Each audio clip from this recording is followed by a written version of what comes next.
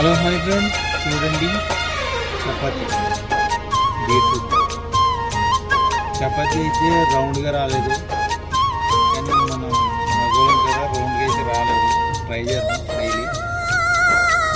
Ladies అయితే బాగా రౌండ్గా చేస్తారు, రౌండ్గా అయితే చేయలేదు. ఎలా పడితే అలాగా టీనింగ్ ఎలా తిప్పి అలా తిప్పాం.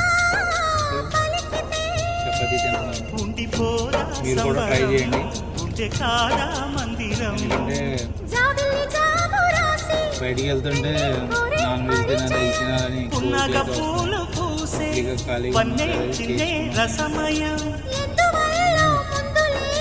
చాలా బాగుంది.